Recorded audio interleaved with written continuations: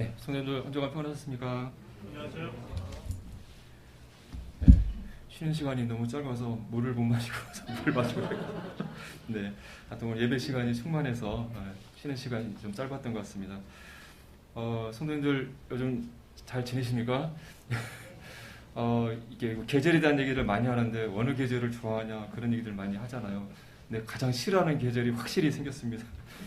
여름이 너무 싫습니다. 네. 하여튼 밤에 이게 잠을 깨거나 설치면 그 다음에 굉장히 힘든데 요즘 너무 덥고 습하고 눈을 감고 있어도 잠이 안 오잖아요. 몇 번 깨고 너무 힘듭니다. 빨리 여름이 끝났으면 좋겠는데 여름이 이제 시작도 안 했는데 이렇게 더워서 성도님도 좀 여름 잘 보내시면 감사하겠습니다. 좋을 것 같습니다. 제가 올 초에 1월 달에 그 마지막 징조에 대해서 성도님과 한번 살펴봤던 기억이 있는데요. 지금 1년의 절반이 이제 끝나고 7월 이제 후반기가 이제 시작이 되었습니다. 올 6개월 동안 세계적으로 또 우리 주변으로도 많은 일들이 좀 일어났던 것 같습니다. 그래서 6개월 동안 이 세계적으로 어떤 일들이 성경과 관련돼서 말씀의 사건들과 관련돼서 어떤 일들이 일어나는지 한번 생각해 보기를 원합니다. 축구에서도 이렇게 전반전 열심히 뛰고 휴식 시간 갖고 코치한테 이렇게 해야 뭐 작전 타임 갖고 또 후반기를 시작하는 것처럼 우리 6개월 동안의 일들을 살펴보면서 주님의 오심이 얼마나 가까웠는지 그런 것들을 살펴보고 또 내 자신을 이렇게 돌아보고 또 남은 1년을 잘 준비하는 그런 시간이 되는 시간이 되었으면 좋겠습니다. 그래서 이번 시간은 제목은 마지막 그리스도인이라고 정해봤는데 왜 이렇게 불렀는지 끝부분에 성도님께 설명을 드리도록 하겠습니다. 얼마 전에 6월 9일 날 KBS에서 이 다큐에서 퍼펙트 스톰이라는 다큐멘터리를 이렇게 했었습니다. 혹시 성도님 가운데 이 다큐멘터리를 보신 성도님들이 계실 거라고 생각이 되어지는데 우리가 지금 굉장히 사는 게 폭포가잖아요. 기름 넣으러 가면 매일매일 기름값이 막 치솟고 있고 식당을 가면 매일매일 밥값이 오르고 있고 또 가게를 가면은 계속 물가들이 막 올라서 돈 들고 가서 뭐 사 먹을 것도 없고 참 너무 폭포한 가운데 있습니다. 그런데 이 다큐멘터리를 보게 되면 이 이유에 대해서 이렇게 설명하고 있는데 우리가 체감하는 것보다 훨씬 더 각 분야의 전문가들이 정말 전 세계적인 위기가 지금 도래했다. 이것을 어떻게 해야 될지를 모르겠다라고 그 이유를 설명해주고 있는 다큐멘터리가 되겠습니다. 혹시 시간이 되시면 안 보신 분들은 이 다큐멘터리 한번 보시면 이 세계가 어떻게 움직이는지 얼마나 위기 상황인지 아는데 도움이 되실 것 같습니다. 그래서 퍼펙트 스톰이라는 단어를 쓰고 있는데 스톰은 이 태풍을 말하는 건데 퍼펙트는 완전한 이란 뜻이잖아요. 원래는 약한 이 태풍이 발달을 했는데 그 주변에 또 다른 태풍을 만나거나 다른 자연 현상과 맞물려가지고 조그마한 태풍이 어마어마한 강력한 태풍이 되어가지고 엄청난 영향을 끼치는 것을 기상용어로 퍼펙트 스톰이라고 얘기를 한다고 합니다. 근데 이 세계 경제에 이런 무시무시한 태풍이 전 세계를 지금 강타하고 있다. 그래서 원래는 우리가 코로나19 사태를 3년간 겪으면서 이것을 해결하기 위해서 각 나라가 막대한 돈을 막 풀었잖아요. 어려운 말로 양적 완화라고 얘기를 하는데 그것을 팬데믹 머니라고 이렇게 칭한다고 합니다. 전염병을 해결하기 위해서 돈을 많이 투입을 했는데 그로 인해서 각 나라의 이건 재정 돈이 엄청 흘러넘치고 나라의 부채가 늘어나게 되면서 그 결과로 굉장히 경제가 위태로운 가운데 있고 인플레이션에 빠질 위기 가운데 있었는데 그런 가운데 소련이 우크라이나를 전쟁을 하게 되면서 이 전쟁의 위기로 그렇지 않아도 휘청휘청 지금 위기 가운데 있는 세계가 엄청난 큰 위기 가운데 빠졌다라고 얘기를 하고 있고 이것이 잠깐 없어지는 것이 아니라 해결하기 힘든 정말 위기 가운데 인류가 지금 이 세계가 경험하지 못한 위기 가운데 있다라고 이렇게 진단을 하고 있습니다. 우리나라도 경제가 굉장히 힘들고 막 그런 가운데 있는데 대통령께서도 이건 저도 어떻게 할지 모르겠습니다 하고 얘기할 정도로 또 각 나라의 수장들이 이거 어떻게 할지 모르겠다 라고 얘기할 정도로 지금 현재가 이 세계가 각 나라가 겪고 있는 위기가 엄청나게 심각하다고 진단하고 있다고 하는 것입니다. 이 퍼펙트 스톰의 첫 번째 위기는 이 코로나 사태라고 얘기를 하고 있습니다. 약 3년의 기간 동안 정말 살아오면서 한 번도 겪어보지 못한 이 전 세계적인 이 질병 코로나 바이러스로 인해서 온 세계가 또 우리 나라가 또 우리 성도님 대부분이 많이 코로나에 걸려서 집에 갇히시고 막 어려움을 겪으셨잖아요. 어쨌든 다행히 좀 수그러져서 우리가 이렇게 좀 자유롭게 행동하고 움직이고 있지만 이 전대미문의 전 세계적인 이 팬데믹 코로나 사태로 인해서 엄청난 이 세계의 변화가 있었던 것을 우리는 잘 알고 있습니다. 코로나 사태로 인해서 많은 사람이 병에 걸리고 또 죽기도 하고 그런 것도 있었지만 또 예언 측면에서는 이 코로나 사태를 해결하기 위해서 각 나라가 국민들을 철저히 감시하고 통제하는 그런 시스템들이 개발되어졌던 것을 보게 되면서 이런 코로나 사태가 마지막 성경에서 예언하고 있는 적그리스도가 세상 사람들을 통제하고 666표를 찍게 해서 그들의 경제활동을 통제하는 그런 미래 사회를 가기 위한 준비 단계가 아닌가 그런 생각들을 해보게 됩니다. 어쨌든 이 코로나 사태가 지금 좀 완화된 것처럼 보이지만 또 다시 재유행한다는 얘기가 있고 또 원숭이 두창 바이러스가 또 돌고 있다는 얘기도 들고 있고 또 코로나 말고도 새로운 바이러스가 세계를 강타할 수 있다 이런 전망들을 계속하고 있는 것을 보게 됩니다. 성경에는 이 마지막 때의 처처의 기근과 전쟁 또 전염병이 돌 것을 얘기하고 있는데 이 코로나보다 더 강력한 인류가 감당하기 힘든 질병들이 점점 나타날 가능성을 가지고 있고 그렇게 될 때 나라들이 또 세계가 이걸 통제하기 위해서 666표를 찍게 하고 사람들을 통제하는 일들이 일어날 수 있겠다는 것을 우리는 생각해 볼 수가 있습니다. 근데 오늘 이 시간에 생각해 보고 싶은 것은 이 코로나 사태를 해결하기 위해서 각 나라별로 엄청난 돈을 천문학적인 돈을 투자했던 것을 우리는 알고 있습니다. 그래서 여기 보게 되면 이런 유럽 중앙은행이라든가 각 캐나다 이런 각 나라들이 경제 침체가 빠지고 국민들이 살기 힘드니까 이것을 해결하기 위해서 초유의 대책 엄청난 돈을 막 찍어가지고 나라가 빚을 내서 국민들에게 막 뿌린 것이죠. 우리나라도 수차례 재난지원금을 목표로 나라가 빚이 막 어마어마하게 늘어나면서 우리들에게 제공되었던 것을 알고 있습니다. 미국에서도 마찬가지로 그 금리를 0으로 만들면서 엄청난 돈을 풀어서 지금 이 부채가 이렇게 올라가는 것을 보여주고 있습니다. 그래서 미국을 포함한 전 세계가 코로나 사태를 해결하기 위해서 엄청난 돈을 풀고 그러면서 나라의 부채가 늘어나고 그러면서 이것을 잠재우려 했지만 현재 그러한 양적 완화로 인해서 세계 경제 각 나라별로 심각한 인플레이션이 오게 되면서 위기 가운데 빠지게 되자 그래서 미국에서는 이거 이들에 나왔다 큰일 나겠다 그렇게 해서 오히려 이제 양적 완화의 반대가 되는 긴축을 하게 되면서 금리를 올리고 대체를 하게 되었습니다. 그래서 금리를 올리는 것도 조금씩 올려서는 안 되니까 막 빅스텝이라는 표현을 우리가 뉴스에서 들었는데 갑자기 막 금리를 올리면서 이 전 세계가 또 주식시장이라든가 기업들이 큰 충격을 빠지면서 막 주식이 폭락하고 또 우리 가상화폐들이 막 폭락하는 그런 일들이 일어나는 것을 우리는 보고 있습니다.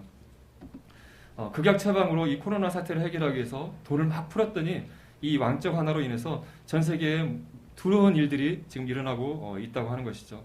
필연적으로 인플레이션이 발생하고 있고 또 자산의 버블 이 돈이 막 풀이 나니까 이제 돈이 투자할 데가 없으니까 막 부동산이 막 오르고 막 주식이 오르고 또 막 젊은이들이 막 연끌해가지고 막 가상화폐에다 막 투자하고 그런 일들이 얼마 전까지 일어났는데 지금 이것이 이제 양적 긴축으로 돌아서다 보니까 이것이 막 무너지면서 주식이 막 무너지고 가상화폐가 막 폭락하는 일들이 지금 일어나면서 전 세계적인 이런 이 기사에는 발작 현상이 나타나고 있다. 전 세계 시장에 발작 현상, 큰 위기와 위험이 지금 처하고 있다라고 지금 코로나 사태 후유증, 팬데믹 머니의 그 여파를 진단하고 있는 것을 보게 됩니다.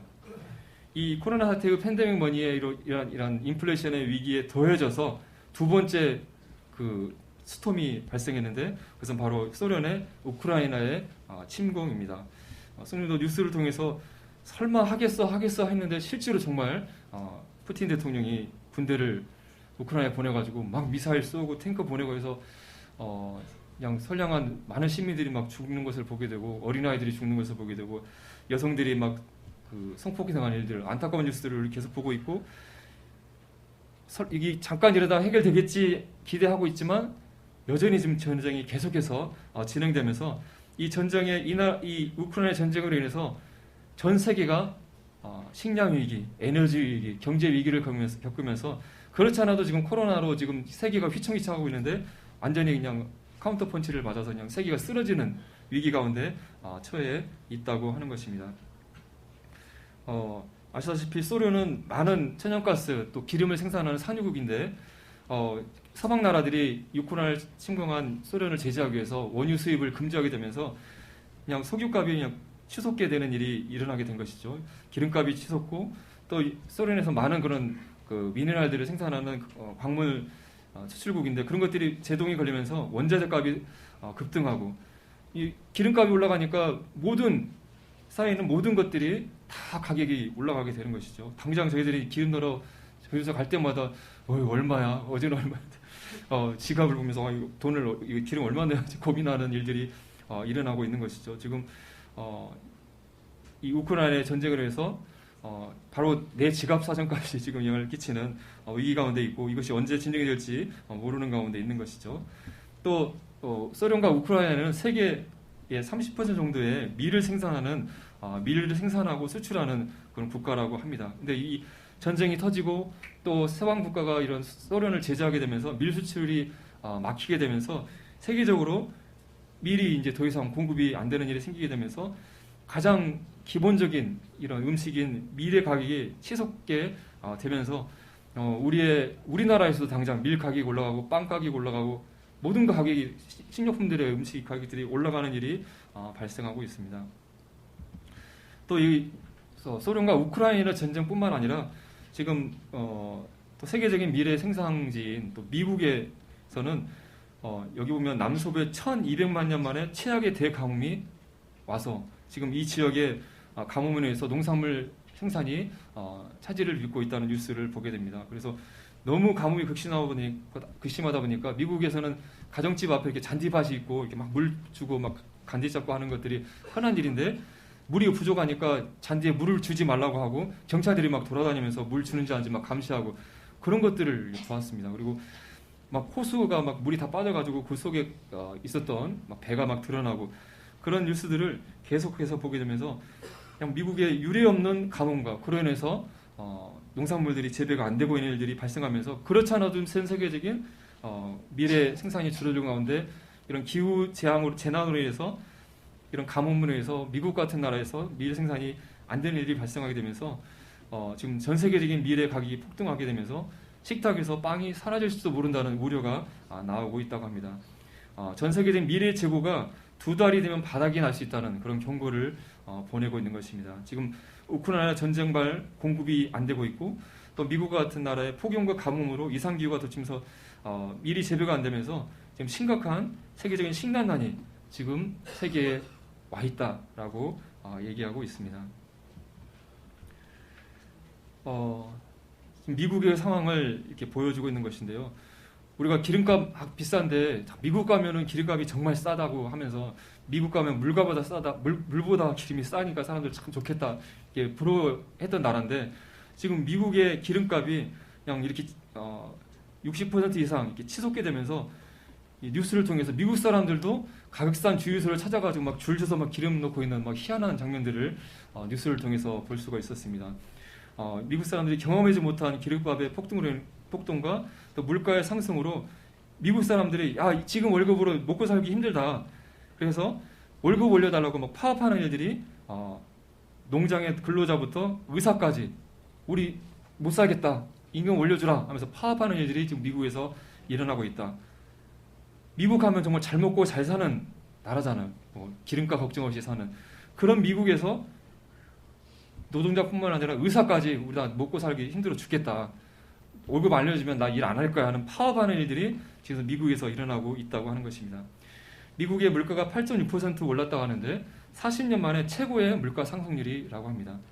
근데 미국뿐만 아니라 우리나라도 지금 5% 이상 상승됐지만 유럽에 잘 사는 나라들, 뭐 영국이나 뭐 독일이나 이런 잘 사는 나라들이 다 엄청난 물가 상승으로 인해서 국민들이 먹고 살기가 힘들고 가게들이 문을 닫고 하는 일들이 지금 전 세계적으로 일어나고 있다고 뉴스를 통해서 우리가 확인할 수 있는 것입니다. 이러한 상황 가운데 전 세계적인 그런 경기 침체 또 금리 인상으로 인해서 투자 심리가 줄어들면서 이 시점까지 그 코로나 원인으로 인해서 그냥 자산 거품이 일어나게 되면서 주식이 막 엄청나게 올라갔었잖아요.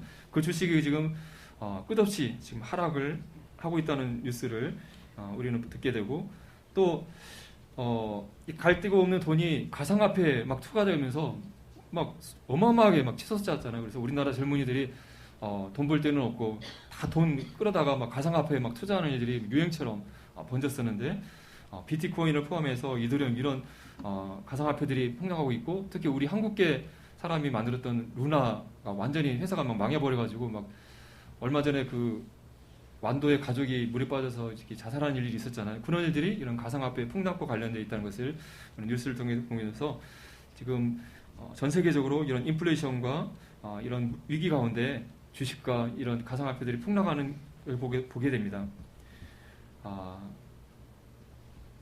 그런데 이런 일들이 지금 잠시 이러다가 좋아지는 것이 아니라 이것이 후반기에 더 큰 위험과 고통이 올 것이라고 전문가들은 대부분 예측하고 있습니다. 지금 우크라이나 전쟁이 끝나야지 뭔가 해결이 될 텐데 이 소련도 마찬가지고 우크라이나도 마찬가지고 결코 전쟁을 멈출 생각이 하지 않고 계속해서 전쟁을 하고 있잖아요.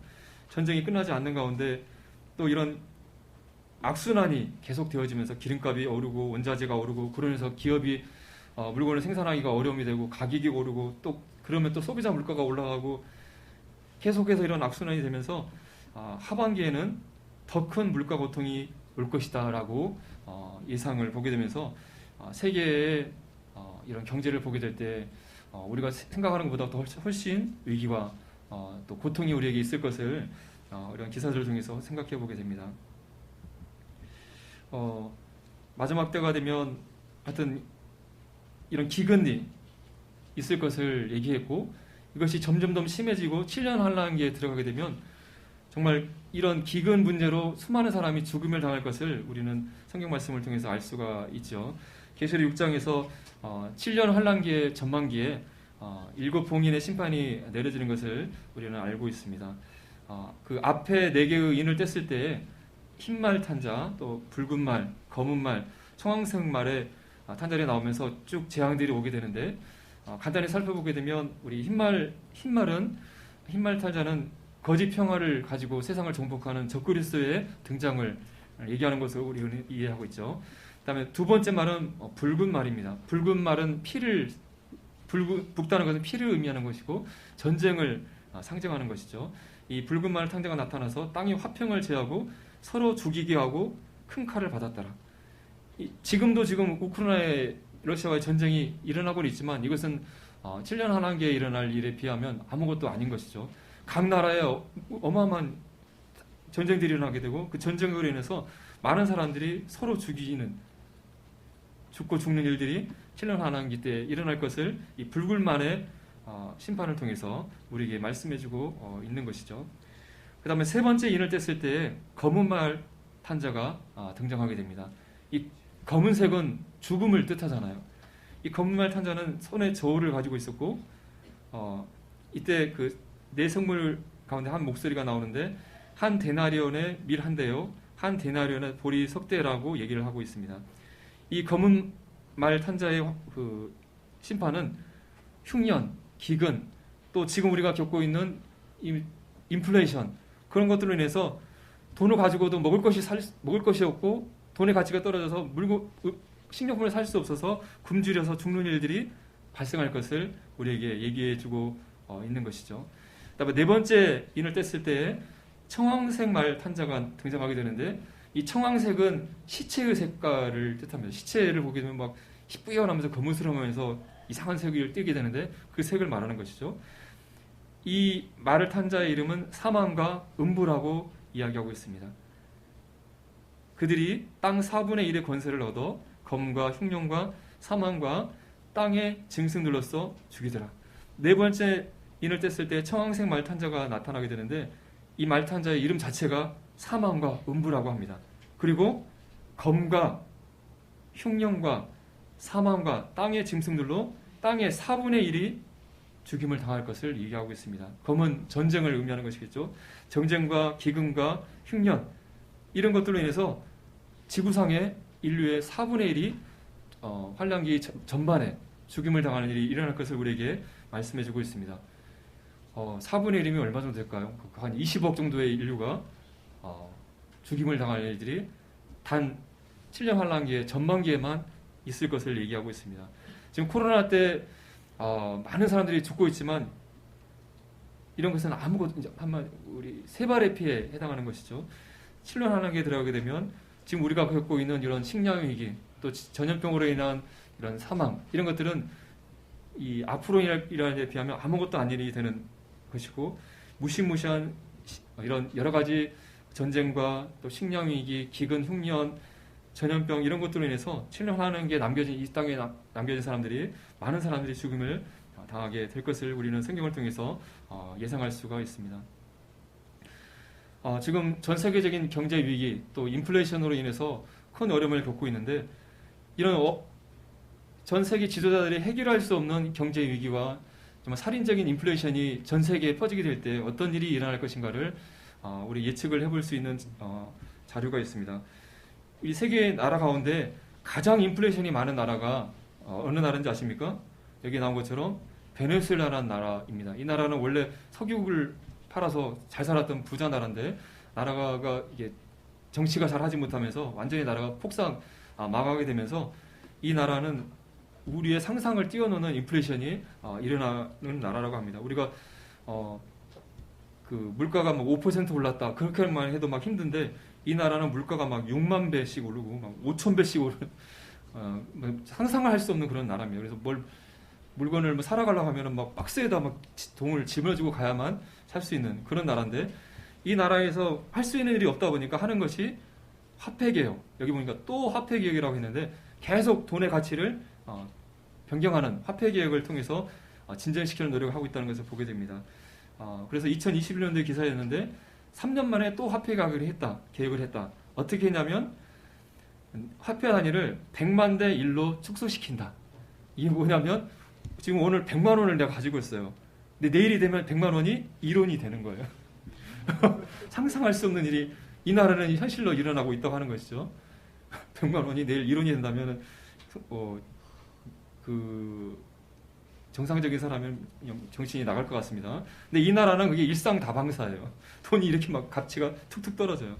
이렇게 해야만 이 살인적인 물가를 그나마 좀 진정할 수 있기 때문에 이런 상상할 수 없는 이런 화폐 계획을 하고 있다고 하는 것입니다. 이 나라는 정말 사람들이 먹고 살 것이 없기 때문에 막 젊은 여성들이 길거리에서 막 매춘을 해야만 먹고 사는 일들이 있고 또 전 세계적으로 가장 살인율이 높은 나라라고 합니다. 비참한 정말 지옥 같은 나라인데 문제는 7년 환란기에 들어가게 되면 전 세계가 이런 상태에 빠지게 된다고 하는 것이죠. 그래야 할 때 세계 지도자들이 할 수 있는 일은 이것을 진전시키기 위해서 화폐 계획을 당행할 가능성이 높다고 하는 것입니다. 이미 세계는 지금 지폐를 가지고 돈을 거래를 하는데 이 돈을 디지털로 가상화폐를 통해서 화폐 계획을 하는 움직임을 각 나라들이 하고 있는데요. 이제 7년 환란기에 들어가게 될 때 전 세계가 완전 인플레이션으로 물가로 경제 위기로 혼란 가운데 빠져 있을 때 적그리스가 등장해서 이걸 해결하자 하면서 디지털 화폐 계획을 시행하면서 666회 전산 시스템으로 모든 화폐를 통일하고 이걸 찍어야만 당신들 수익료품 살 수 있어 라고 하는 일들을 할 것을 우리는 성경 예언의 말씀을 통해서 예측해 볼 수 있는 것 같습니다. 현재 이런 경제 위기, 인플레이션의 사태는 해결되지 않고 점점 악화된다 한다면 이 세계가 휴거가 있게 되고 7년 환란기로 들어가게 되면서 적그리스의 등장과 이러한 화폐 개혁, 육륜 시스템으로 가기 위해서 지금 세계가 점점 위기 가운데 가고 있지 않는가 우리는 진단해 볼 수 있을 것 같습니다.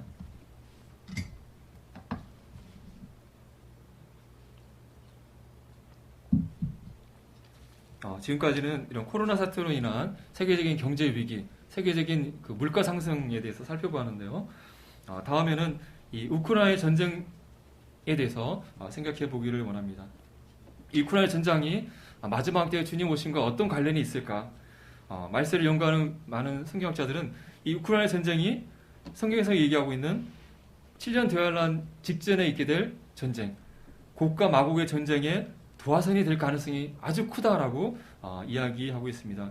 우리 김정현님께서 여러 시간을 거쳐서 에스겔 38장에 말씀하고 있는 마지막 때에 이 마곡 땅에 있는 왕 곡, 지금 마곡 땅은 러시아인데 바로 러시아의 통치자가 자신의 동맹국들인 이란이나 터키 또 북아프리카의 나라들과 함께 이스라엘의 적대 세력 국가들과 함께 힘을 합쳐서 이스라엘을 침공하게 되고, 그럴 때 하나님의 개입으로 인해서 초자연적인 방법으로 이 나라들이 심판을 받게 될 것이라는 것을 성도님들이 이미 말씀을 들으셨고, 이 일들이, 이 전쟁이 일어날 조짐이 보인다 한다면 바로 주님의 오심이 가까운, 휴거가 가깝다는 것, 7년 대환란기에 들어갈 시기가 가깝다는 것을 우리는 알아야 된다는 것을 성도님들은 들으셨을 것입니다.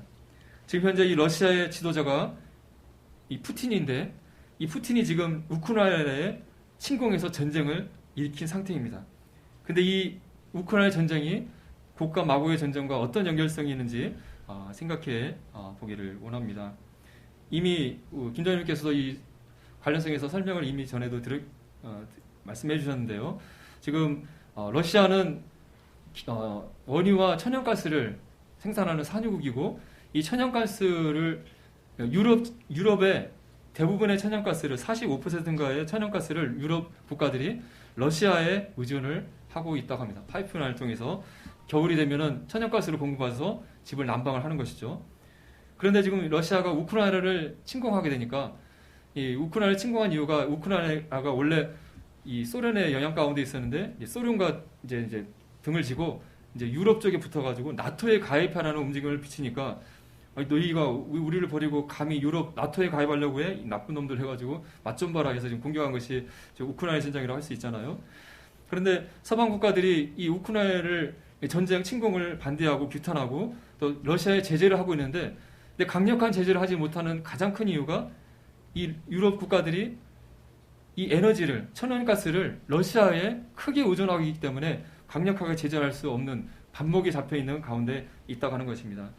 하여튼 미국과 유럽 국가들이 러시아, 너희들 왜 우크라이나에 왜 침공했어? 그러면 안 돼 하면서 막 경제적인 제재를 하고 있잖아요. 막 수출 제한하고 또 그 경제 활동 못하게 하고. 그렇게 했을 때 러시아가 그럼 어떤 대책을 할까요? 그래? 니들이 그렇게 할 거야? 니들 한 본때를 한번 봐 하면서 유럽으로 가는 천연가스를 너희들 안 줄 거야 하고 공급을 줄여버렸다고 음장을 놓고 있고, 실제로 천연가스를 삭감하게 되니까 유럽의 천연가스 가격이 막 폭등하는 일들이 일어나게 되는 것입니다. 그러니까 유럽 국가들이 당장 이제 문제가 되는 것이죠. 저 러시아 저거 전쟁 못하게 해야 되는데 우리가 천연가스를 저 사람들한테 러시아에 받고 있으니까 우리가 이러지도 못하고 저러지도 못하고 큰 골치 덩어리네. 어떻게 하면 좋을까? 큰 문제가 되는 것이죠. 그때 이제 해결책으로 이 천연가스를 다른 나라에서 가져오면 되잖아. 근데 그 가져오는 나라가 바로 이스라엘이 되는 것입니다. 지금 이스라엘과 함께 공급 계약을 맺고 있는 장면인데요. 이미 보셨던 슬라이드일 수 있는데 2010년 전으로 이스라엘에 어마어마한 많은 기름과 천연가스가 있다는 것이 확인되어졌고, 여러 지역에서 그것을 개발하고 있는 일이 일어나고 있고, 실제로 이제 개발해서 이스라엘도 공급하고 또 터키, 요르단에 지금 판매를 하고 있다고 합니다. 기름만 하더라도 사우디의 매장량에 육박하는 어마어마한 기름이 있고 또 어마어마한 천연가스가 개발되어져 있는 가운데 있는 것이죠. 그러다 보니까 유럽이 빨리 이 천연가스를 공급해서 이 러시아의 그 발목 잡히는 일이 없어야 될 텐데, 알아보다가 이스라엘에 저렇게 많은 천연가스가 있으니까 얼른 이스라엘과 계약을 맺어가지고 이 천연가스를 이스라엘에서 가져오자 해서 지금 계약을 맺고 있는 것입니다. 지금 이스라엘의 천연가스를 그 이집트로 옮겨서 이집트에서 그걸 액화해가지고 유럽으로 옮기려는 그런 계약을 체결하는 뉴스 기사가 지금 뜬 것을 볼 수가 있습니다. 그래서 유럽의 목표는 올해까지 지금 러시아의 수입량을 3분의 1로 줄이고 2030년까지 아예 러시아의 천연가스를 이제 더 이상 필요 이제 안 받고 다른 데서 받는 걸로 완전히 대체하는 걸 목표로 지금 유럽에서 천연가스를 러시아가 아닌 다른 나라, 또 이스라엘에게 공급을 받을 일이 진행되고 있다고 하는 것입니다. 자, 그렇게 되면 러시아의 입장에서 어떤 행동을 취하기를 원할까요? 지금 우크라이나 전쟁 가운데 서방과 힘 겨루기 가운데 그나마 이 천연가스를 지면서 니들이 아무리 그래봤자 내가 천연가스를 갖고 있으니까 니들 꼭 내 말 들어야 돼 이렇게 하고 있었는데 이 천연가스를 이제 이스라엘에게 공급을 받아버리니까 이제 어떤 나라를 이제 미워하고 저것들을 한번 손 좀 봐줘야겠다고 마음을 먹게 될까요? 이제 이스라엘을 이제 저것들을 한번 손 좀 봐줘야 되겠다 이제 마음을 먹게 되는 것이죠. 푸틴이 뉴스를 보게 되면 정상적인 생각을 하는 분은 아닌 것 같잖아요. 막 전쟁이 잘 안 되니까 핵무기를 써버려 말까 막 이러고 있는 그런 약간 정상이 아닌 분인데 이스라엘이 자기들을 발목을 잡으니까 한번 날을 잡아서 침공하는 날이 실제로 올 가능성이 아주 높아진 가운데 있는 현실 가운데 있다고 하는 것입니다. 또 이스라엘과 관련된 또 중요한 이슈가 이란의 핵 개발 문제입니다. 이란에서 지금 핵 개발을 하고 있고 서방 국가들이 이것을 막 규제하면서 너희들 하면 안 돼 막 감시하고 있지만 그것이 잘 안 되고 있고 지금 이란 더 이상 어떤 제약도 안 받고 우리 핵 개발할 거야라고 2020년에 핵 합의 탈퇴선을 하고 지금 우라늄 농토를 고농도로 농축하고 있고 이제 전문가들이 판단하기로는 10개월만 되면은 핵무기 만드는 우라늄을 이제 만들 것 같아. 한 1년 넘으면 핵무기 곧 개발할 거야 가능할 것 같다라고 판단하고 있다고 하는 것입니다. 근데 이란이 어떤 나라입니까? 이 핵무기를 개발하면 가장 어디에 쓸 나라입니까? 바로 이스라엘에 쓸 나라인 거죠. 아예 공공연하게 저 이스라엘 저기 싹 깔아 옮겨버리겠어라고 이스라엘의 통치자가 얘기하는 그런 나라인 것이죠. 이스라엘 입장에서 이란의 핵무기가 개발됐다는 것은 엄청난 큰 위기인 것이죠. 이 핵무기 만들어놓고 이스라엘 쏴버리면 어떻게 되겠어요? 그러다 보니까 이스라엘에서도 이 핵무기 개발을 그냥 가만히 지켜보지 않고 있는 거예요. 그래서 올 6월 3일 기사인데 아예 총리가 이란 핵 보유를 막기 위해서 단독 군사 행동을 하겠다. 아예 공공연하게 얘기를 하고 있는 거예요. 이란이 핵무기 이제 개발 완성되면은 우리 비행기 띄워가지고 그냥 폭격해버릴 거야. 아예 이렇게 얘기하는 거예요. 그리고 말만 하는 게 아니라 이스라엘의 전투기, 급유기 이런 걸 총동원해가지고 이란 핵시설을 타격하는 훈련을 하고 있어요. 아예 지금. 이것도 지금 6월 달에 나온 기사인데요. 말만 한 것이 아니라 지금 핵무기를 만들고 있는 핵시설들을 이렇게 파악하고 있고 저 이란이 저것들 진짜 완성되는 것 같아 하면은 비행기 띄워가지고 그냥 폭격해버리겠다고 말하고 있고 실제로 훈련하고 있다고 하는 것입니다. 자, 이스라엘이 이란을 핵시설을 타격하는 공습을 감행하게 되면 어떤 일이 일어나게 되겠습니까? 이란의 동맹국인 소련 또 주변에 있는 모든 아랍 국가들이 가만히 있을까요? 이걸 계기로 이스라엘과의 전쟁이 일어나게 되는 것이죠. 그렇게 되면 성경에서 말하는 고과 마구의 전쟁이 현실화되는 것은 불보듯 당연한 일이라고 생각이 되어집니다.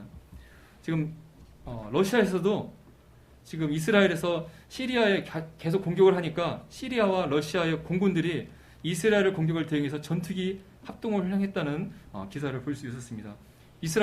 러시아도 이스라엘을 어떻게 공격할 것인지 우방국들과 같이 연습하면서 훈련을 하고 있다고 하는 것입니다. 상황이 이러하다 보니까 지금 이스라엘의 분위기는 이제 곧 우리 이스라엘에 전쟁이 일어날 것 같다.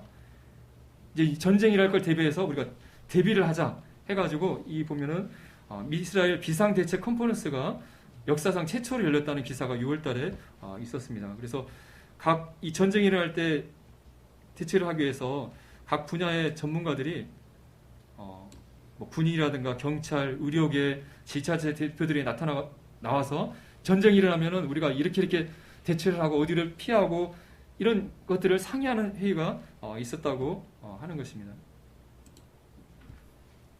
전쟁이 일어났을 때 이런 군이나 경찰 이런 관계자들이 모여서 전쟁을 어떻게 대비할 건지를 상의하고 있다고 하는 것입니다.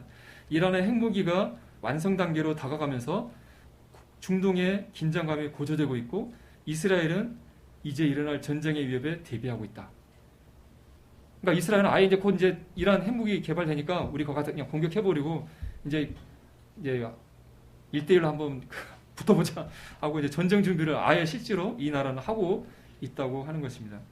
만약 이스라엘에 전쟁이 일어난다 한다면 성경에 예언되어진 곡과 마곡의 전쟁이 정말 현실화되는 것이고, 이게 일어난다고 한다면 정말 7년 한란기가 들어가는 것이고, 또 주님이 다시 오는 때가 임박했다는 것을 우리에게 알려주는 신호가 된다고 생각이 되어집니다.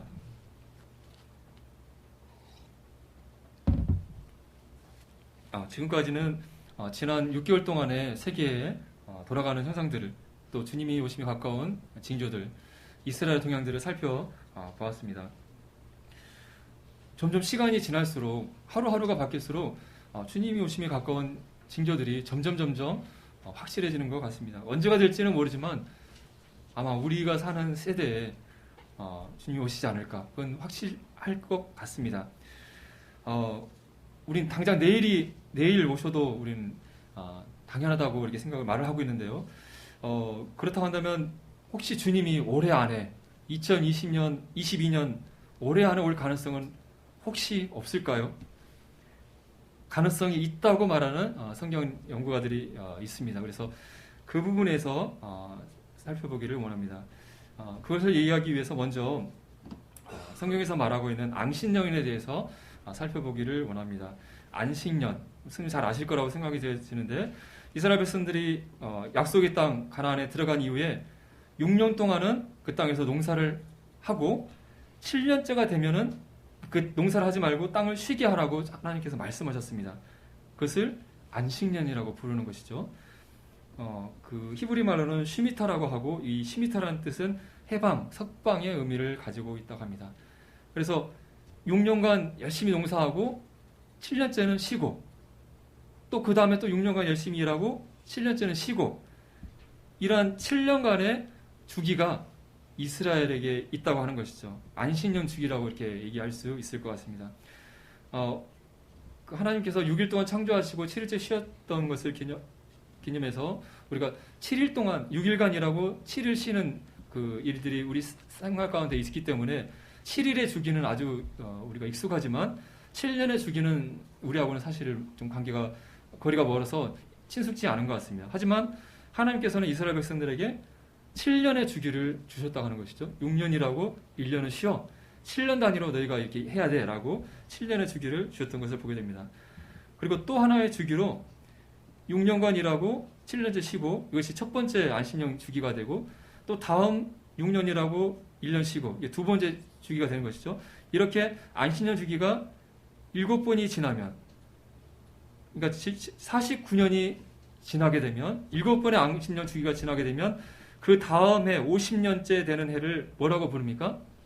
희년이라고 부릅니다. 그래서 49년이 지나고 그 다음에 50년째 해를 희년이라고 부르고 있고, 영어에서는 그 요벨이라고 이렇게, 히브리어로 요벨이라고 하고 양의 뿔이라는 의미를 가지고 있다고 합니다. 그래서 50년째 되는 해에 7월 열흘, 즉 속죄일에 뿔나팔 소리를 크게 내서 희년을 선포한다고 합니다. 그래서 요벨이라는 표현을 한다고 하는데, 이 희년이 되면 그동안 모든 땅과 집이 원래의 신으로 다시 돌아가게 되고, 모든 노예가 해방되어지고 모든 빚이 면제되어지는 그런 정말 자유의 해가 되는 것이죠.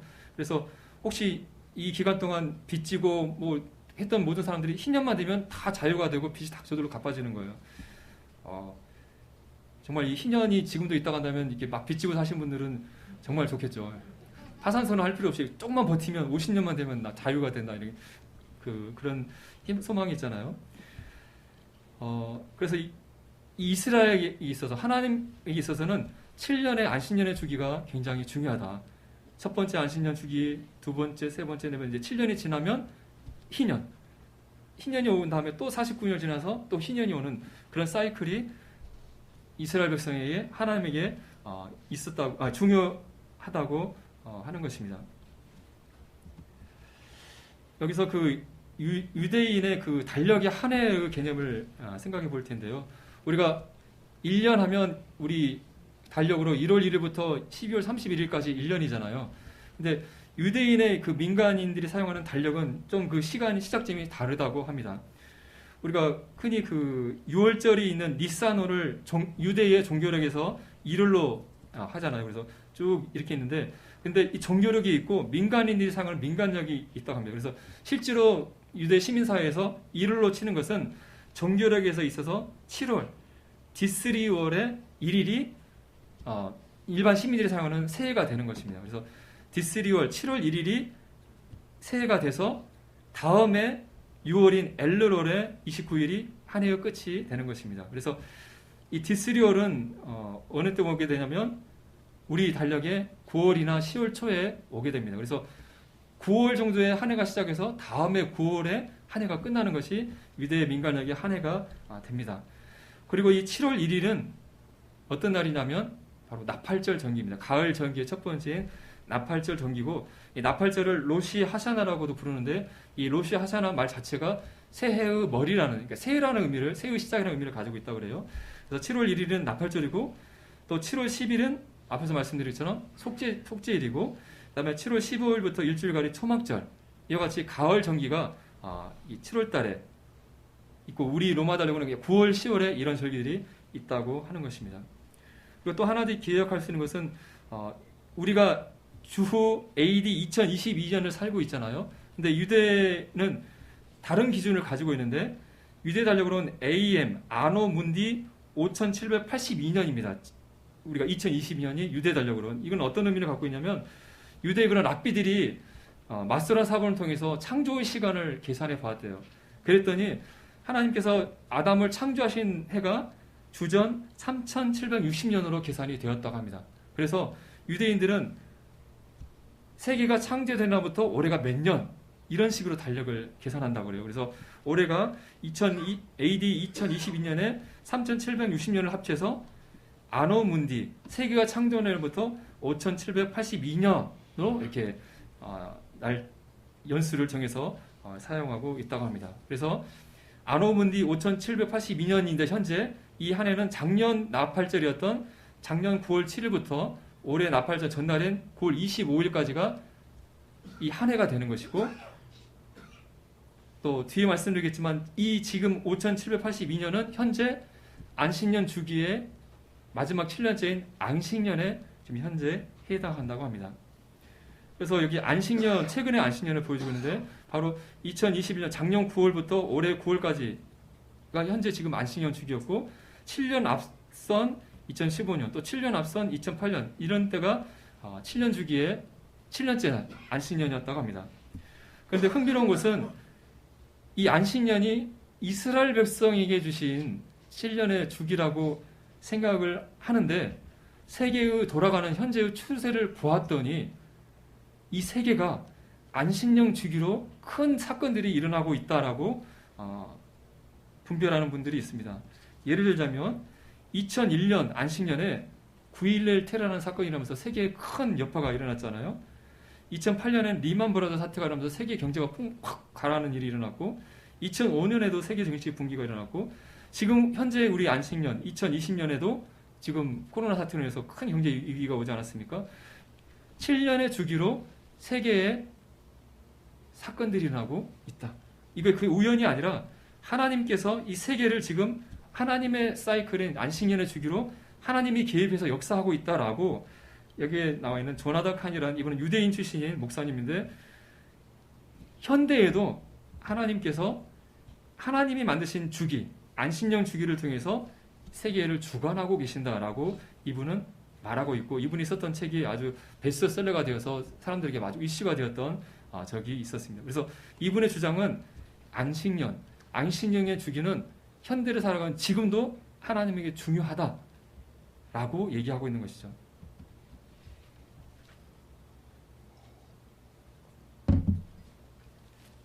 우리가 주님 오심을 기대하는 입장에서 앞으로 남아있는 중요한 기간이 있습니다.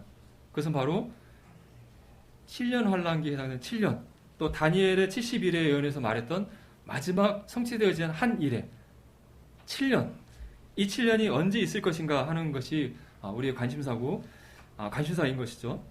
그런데 이 7년의 주기가 그냥 아무 때나 온 것이 아니다. 하나님의 이 시간표, 하나님의 그 시간 주기인 안식년 주기, 7년 주기에 맞춰서 7년 환란기, 마지막 7년이 올 것이라고 분별하는 분이 계십니다. 이분은 엘샤다이 선교회 설립자인 미국의 마크 빌츠 목사라는 분이고, 이분은 이런 이 하나님의 시간표, 하나님의 달력, 또 여호와의 절기 이런 것들에 대해서 상당히 그 일가견이 있으시고 이런 것들을 통해서 성경의 말세 예언들을 봐야 된다라고 주장하시는 분입니다. 이분의 주장은 이렇습니다. 이 슈미타 사이클, 안식년 주기라는 것이 굉장히 중요하다. 하나님은 하나님의 그 달력, 하나님의 시간표를 따라서 하나님의 일들을 하신다라고 이렇게 보시는 것이죠. 그래서 이 안식년 주기를 하나님이 중요하게 여기시기 때문에 7년 환란기, 또 7년 환란기 시작이 휴거로 시작될 텐데 이것이 아무 때에 일어난 것이 아니라 하나님의 주기에 시작될 것이다. 그래서 이 7년은 안식년 주기 7년에 해당될 것이라고 예상을 하시는 거죠. 그래서 이 7년의 주기가 시작되는 첫날이 바로 나팔절이 되는데 새로운 7년 주기의 첫날 나팔절에 주님의 재림, 휴거가 있을 것이고 7년 환란기가 들어갈 것이라고 이분은 분별을 하는 것입니다. 하지만 특정한 것이 아니라 지금 현재 안식년이 이제 끝난다고 그랬잖아요. 올해 가을 나팔절이 새로운 7년 주기의 시기가 되기 때문에 올 가을 나팔절에 주님이 오실 가능성이 높다라고 이분은 분별하고 있는 것이죠. 그리고 이번에 오지 않는다고 한다면 다음 7년 주기가 지난 다음 2029년 나팔절에 주님이 29년 나팔절에 주님이 오실 것이다라고 분별을 하고 있습니다. 이분이 7년 주기의 첫날인 나팔절을 주님이 오시는 휴거의 시간으로 보는 먼저 이걸 보게 되면 지금 현재 7년 안식년 사이클의 마지막인 안식년에 지금 우리가 와 있고 이 사이클이 끝난 다음에 다음 주기가 바로 이번 올 가을 나팔절에 이제 시작되게 됩니다. 만약 이 주기가 마지막 7년 환란기에 시작이 된다고 한다면 그 나팔절 즈음에서 휴거가 일어날 수 있다라고 이분은 본인은 생각하고 있고 얘기하고 있는 것이죠. 또 만약에 이번에 이 일이 안 일어난다면 하나님의 시간표인 7년 후에 이 사안이 또 일어날 것이다 이렇게 얘기하고 있습니다. 그리고 이분 스스로가 말하기를 어떤 나라를 탁 찍는 것이 아니라 성경을 이렇게 연구하고 하나님의 일하심을 봤을 때 자신의 견해로 봤을 때 이럴 가능성이 높다라고 얘기하는 것이지 이 날이 꼭 온다고 주장하는 것은 아니라고 얘기하고 있습니다. 제가 전에 그 여호와의 절기에 대해서 말씀을 나누면서 나팔절에 대해서 말씀을 드렸었는데 일곱째 달 첫날 이 날은 나팔을 불어서 기념하는 날이다라고 하면서 이 날을 나팔절이라고 부르고 있습니다. 보통 우리의 9월 정도에 오게 되는데 민간 달력으로 새해 첫날이 되게 됩니다. 나팔을 부는 절기고 다가오는 속죄제를 대비해서 백성들에게 회개를 촉구하는 그런 절기가 되겠습니다.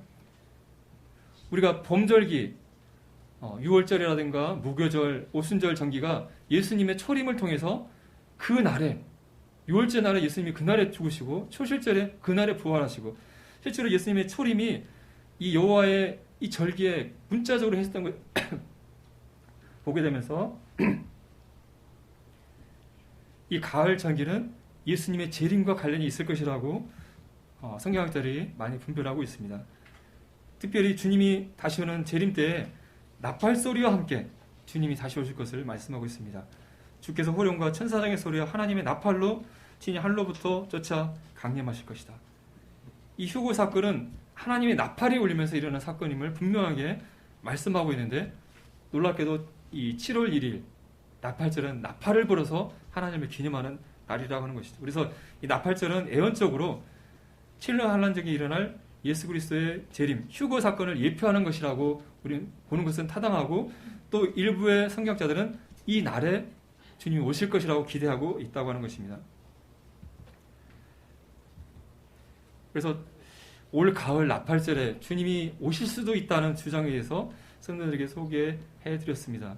그래서 이분의 분별이 정말 맞다면 그럴 수도 있겠지만 또 이것은 이렇게 하는 건 위험하다고 보는 또 의견들이 있는 것을 또 소개를 시켜드립니다.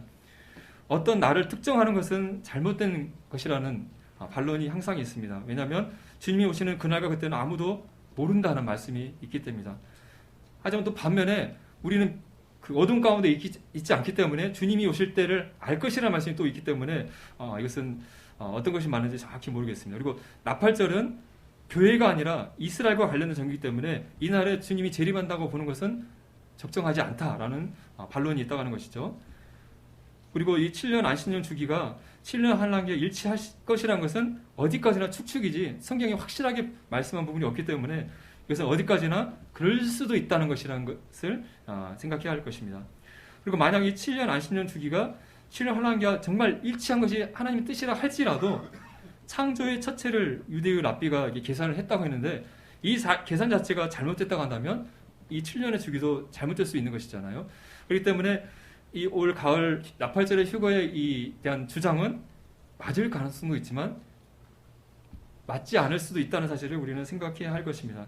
하지만 어쨌든 주님이 오심이 가까운 이런 여러 징조들이 나타나는 이 시기에 이런 분별들이 있다는 것을 우리가 생각해 볼 때 우리가 우리 자신들을 돌아보고 정말 주님이 혹시 이 가을에 오실다고 한다면 내가 주님을 맞을 준비가 됐을까? 점검해보는 태도를 갖는 것은 지혜로운 성도의 태도일 거라고 생각이 되어집니다. 성도님들 그 마지막 수업이라는 소설을 읽어보신 적 있으십니까? 프랑스하고 독일과의 전쟁을 해서 독일에게 졌을 때 이제 더 이상 이 학교 수업에 프랑스 말을 쓰지 말라는 명령이 떨어져서 이 주인공 아이가 어느 학교를 갔더니 막 동네 어른들이 다 앉아 있고 수업을 봤는데 이 수업이 마지막 자기들의 나라 말인 프랑스 말로 수업하는 마지막 날이었던 거예요. 그러면서 이 아들 선생님이 마지막에 칠판에 프랑스 만세 이렇게 쓰면서 이 소설이 끝난다고 합니다. 그러니까 이때까지 이 프랑스 말, 자기 말로 말하고 수업받는 것이 얼마나 중요한지 모르고 살아왔는데 마지막 수업을 통해서 내가 우리말로 말하고 글 쓰고 하는 것이 얼마나 소중한지 이제 깨닫게 된다면 그런 내용인 거죠. 우리나라에서도 일제에서 막 우리말 못 쓰게 하고 그런 일이 있었잖아요. 마지막 이라는 그런 단어를 생각할 때 우리가 잊고 있었던 그런 가치, 소중함을 다시 한번 깨우치게 되는 계기가 되는 것 같습니다. 성도님들은 나를 또 세상 사람들을 누구라고 얘기합니까? 되게 그리스도인이라고 얘기하잖아요. 이 그리스도인이라는 것의 소중함에 대해서 생각해 보신 적 있습니까? 이 그리스도인이라고 불렸던 것은 초대교회 안디옥에서 세상 사람들이 안디옥에 예수를 믿는 사람들을 봤더니 자신들과 너무나 다른 거예요. 예수 그리스도에 완전히 확 빠져가지고 너무나 이상하게 살아가는 이상한 사람들을 보고 쟤들은 예수쟁이야. 예수님의 그리스도에 빠진 사람들이야. 라는 의미로 그리스도인이라고 그들을 일컬었다고 합니다. 이것이 이제 그리스도인의 명칭이 시작이 되었고 우리들도 저는 그리스도인입니다. 또 세상 사람들은 저 사람들은 그리스도인이야 라고 이렇게 부르고 있는 것이죠. 인이라고 불린다는 의미는 어떤 의미가 있을까요? 여러 명칭들 중에 축구인, 야구인, 무술인 이런 명칭들을 사용하잖아요. 사전을 봤더니 어떤 한 분야에 종사하는 사람이나 그것을 아주 즐기는 사람을 아무개인이라고 얘기를 합니다.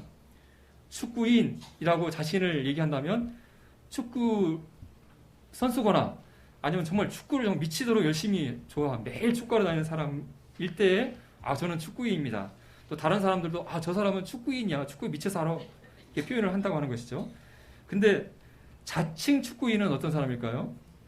말만 축구인이라고 하면서 한 달에 한 번도 축구를 안 하는 사람은 자칭 축구인이 되겠죠. 근데 매일 축구를 다닌다. 옆에 있는 부인이 저 사람 축구에 미쳐 살아요 하는 사람은 타칭 축구인이 되겠죠. 우리가 그리스도인이라고 얘기한다면 어떨 때 우리를 그리스도인이라고 부를 수 있을까요? 이 말씀처럼 살든지 죽든지 그리스도를 위해서 살아가고 자신을 그리스도의 그리스도의 종으로 여기고 자신의 평안과 유익을 위해서 살지 않고 주님과 복음을 위해 자신을 희생하고 헌신하는 사람. 그래서 세상 사람들이 봤을 때 저 사람은 도무지 이해할 수 없어. 그리스도에 푹 빠져서 사는 사람이야. 그러고 했을 때 그리스도인이라고 불리는 수 있는 것이죠. 자칭 그리스도인이 아니라 이제 타칭 그리스도인으로 불려야 하겠죠. 세상 사람들이 나를 저 사람은 그리스도에 빠진 사람이라고 불린다는 것은 얼마나 영광스러운 일이겠습니까? 그런데 우리가 주님이 오심이 가까움을 생각할 때 우리는 이 시대의 마지막 그리스도인으로 불리는 사람이 될 가능성이 아주 높겠다는 생각을 해보게 됩니다. 우리가 이 계주를 보게 되면 앞에 사람도 잘 달려야 되지만 누가 가장 잘 달려야 합니까? 마지막 주자가 최고로 잘 달리는 사람이 기다리고 있다가 딱 잡아가지고 역전시켜서 우승을 했을 때 막 박수치고 막 축하하잖아요. 이 믿음의 경주, 이 예루살렘에서 시작해서 전 세계에 퍼져나간 이 예수 그리스도의 이 믿음, 복음의 이 신앙의 경주를 2000년간 하고 있는데 우리가 이 마지막 바튼을 잡아서 마지막 결승전을 뛰는 마지막 믿음의 주자, 마지막 그리스도인들이 바로 우리들이 될 가능성이 아주 높다는 사실을 우리는 생각해 보아야 할 것입니다. 이렇게 많은 주님의 오심에 가까운 증거들이 정말 계속해서 드러나고 있는데, 근데 반면에 우리는 오히려 여기에 그림에 나와 있는 이런 개구리의 모습은 아닌가 이렇게 생각해 보게 됩니다. 개구리를 뜨거운 물에 탁 집어넣으면 뜨거우면서 튀어나오는데 그 물을 서서히 끓이면 이게 뜨거운지를 몰라가지고 계속 좋다 이렇게 있다가 익어서 죽는다는 이야기입니다. 진짜 그런지는 모르겠는데 우리들도 계속해서 주님 오심이 가까워, 막 전쟁 났어, 막 기근이 들어, 그게 하도 계속 듣다 보니까 그래 예수님 오시지 하면서 마음이 점점 무뎌지다가 갑자기 주님을 만나는 사람이 되지 않을까. 너희는 스스로 조심하라 라고 주님 말씀하시죠. 그렇지 않으면 방탕함과 술 취함과 생활에 연료 마음이 둔하여지고 뜻밖의 그날이 덕과 같이 너에게 임할 것을 우리에게 경고하고 있습니다. 주님이 가까이 임박했음에도 불구하고 많은 성도들이 방탕함, 술 취함, 술을 마시지 않더라도 세상의 쾌락에 막 취해서 세상을 즐기면서 막 살고, 또 반대로 세상 염려, 당장 먹고 살 것이 없고 직업도 없고 주님 오시면 뒷전이고 당장 내일 먹을 거 있어 열심히 나 일해야지, 이런 가운데 주님 오심에 대해서는 점점 마음이 무디어져서 그날이 덕과 같이 임하게 될 성도들이 있을 것을 우리에게 말씀하고 있습니다. 이러므로 너희는 장차 올 이 모든 일을 능히 피하고 인자 앞에 서도록 항상 기도하며 깨어 있으라고 주님은 말씀하고 있습니다. 우리가 주님이 다시 오는 그날은 우리가 주님 앞에 서는 날이고, 주님 앞에 서게 되면 주님 만나는 것도 좋겠지만 또 주님 앞에서 내가 주님을 위해서 섬겼던 모든 것들이 다 계수되어지는 또 심판대라고 얘기하고 있잖아요. 과연 내가 주님 앞에 설 준비가 되어 있는가? 우린 돌아봐야 한다고 하는 것입니다. 사도 바울이 데살로니가 성도들을 향해서 자지 말고 깨어 정신을 차리라고 강력하게 말씀했습니다. 그런데 데살로니가 교회를 보게 되면요, 주님 죽으신 지 몇 년 되지 않은 시기에 구원받아서 막 박해받으면서 주님을 위해서 열심히 섬기는 성도들이었고요. 주님 곧 오실 거라고 주님에 대한 소망을 막 들떠있는 그런 성도들이었어요. 그런데 그런 데살로니가 성도를 향해서 자지 말고 좀 깨어 있으라고 사도 바울이 말했습니다. 우리 지금 2000년의 시간을 지나면서 말세에 우리 성도들은 주님 언제 오실라나 졸려하면서 졸고 있는 모습이 우리 영적인 모습일 수 있는데, 2000년의 사도 바울이 데살로니가 성도들에게 자지 말고 깨어 있으라고 정신 차리라고 말씀했다고 한다면, 지금 우리 2000년 동안 기다리고 있는 우리들을 향해서는 이 메시지가 얼마나 더 강력하게 우리에게 들려드리는 말씀인지 생각해 보아야 할 것입니다. 이제 다음 주가 복음 집회가 되었습니다. 만약 앞에서 말씀드렸던 예측처럼 주님이 혹시 이번 가을에 오신다고 한다면 이 복음 집회는 우리들의 마지막 복음 집회가 될 가능성이 있는 것이죠. 이번이 아니더라도 언젠가 주님이 오신다고 한다면 우리가 갖는 복음 집회 마지막이 될 수가 있는 것이죠. 우리가 우리 주변에 있는 사랑하는 사람들에게 주님을 소개하고 전하는 이 일들이 계속되어지는 것이 아니라 언젠가는 끝이 나는 시기가 온다는 사실을 생각해 보면 좋을 것 같습니다. 이번 복음 집회가 우리 교회의 마지막 복음 집회가 될 수도 있겠다. 내가 이 친구에게, 내 사랑하는 이웃에게 주님을 소개하는 이 기회가 마지막 기회가 될 수도 있겠다. 라는 그런 절박하고 간절한 마음으로 다음 복음 집회를 기도하면서 준비하시면 어떨 것 같습니다. 내가 이 시대에, 이 땅에, 이 세상에 이 복음을 들고 예수 그리스도를 증거하는, 하나님의 영광을 나타내는 이 은혜의 복음을 이 죽어가는 사람들에게 전할 수 있는 이 시대의 마지막 그리스도인이라는 각오로 우리가 마지막 시대를 살아가고 또 다음 다가오는 복음 집회를 준비하면 좋을 것 같습니다. 이상으로 말씀 뵙겠습니다. 감사합니다.